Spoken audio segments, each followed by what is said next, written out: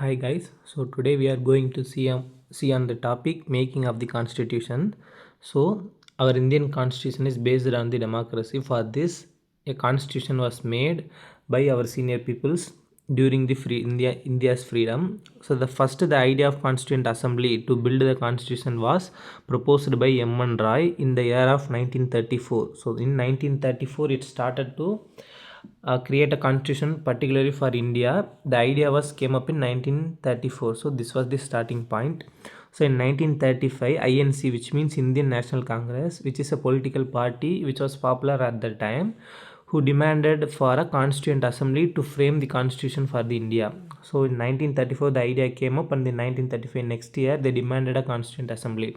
So in 1938, Jawaharlal Nehru demanded constituent assembly on the basis of the adult franchise. So which means now the people above the age of 18 was eligible to vote. So at the time the people above the age of 21 should have the eligibility to vote. So this is called adult franchise, and Jawaharlal Nehru demanded on this.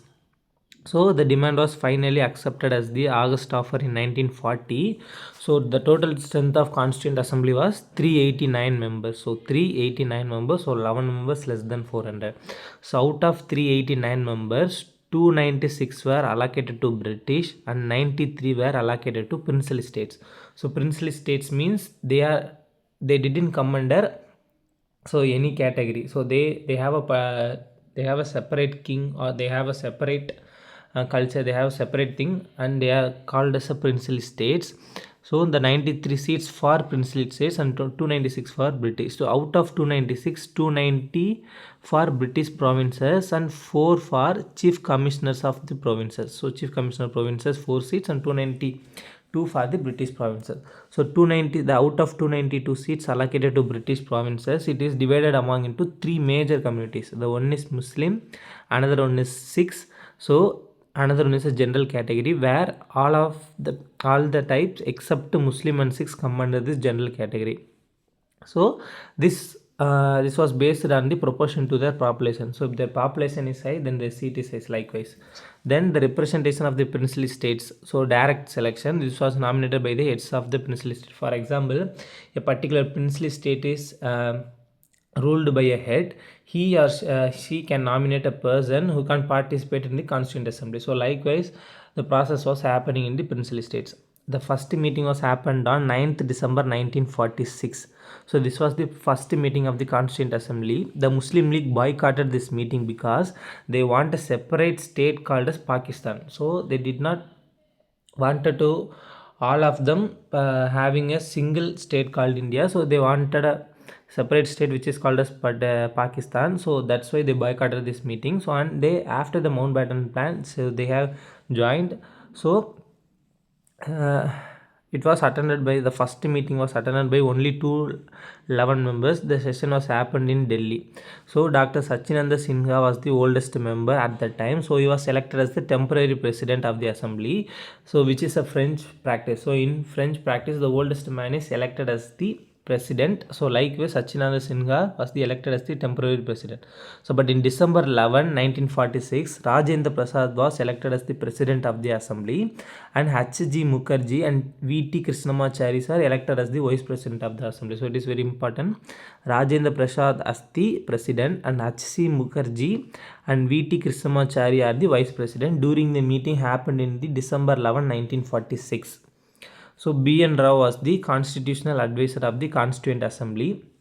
And in December 11 1946, Jawaharlal Nehru moved the historic objective resolution, which is called as objective resolution. So later it was the preamble to our constitution. So this objective resolution has been adopted on January 22 1947. Then the Constituent Assembly have 11 session totally, and which was held on the time period for a 2 years 11 month 18 days, so approximately 3 years. The constitution makers have framed our constitution, which was taken a reference from the 60 countries, so 60 countries, and the constitution was adopted on the November 26 1949. So at that time it consists of the preamble, 390 articles and the 8 schedules. But the adopted constitution came into enforce on the January 26, 1950, where the Constituent Assembly held its final session. The major part of the constitution came into force on January 60, 1950, which we celebrated as the Republic Day. So in December 1929, Jawaharlal Nehru declared January 26, 1930, January 26 as the Lahore session as the Purna Swaraj, which means the complete independence.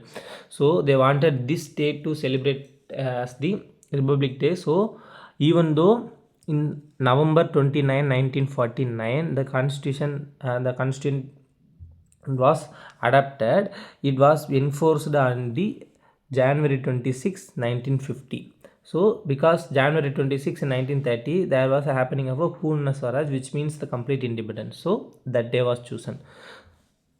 Then we'll seeing about drafting committee. Basically, it is a committee which is responsible to create the constitution. So it was set up on the August 29, 1947. So their task is to prepare a draft for the new constitution. So they made the first draft on February 1948 and the second draft on October 1948 and the third and the final draft on November 26.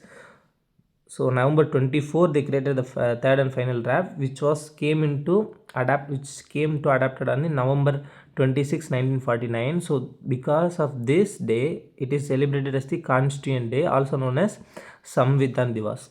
So this is all you need to know about the making of the Indian Constitution. Thank you.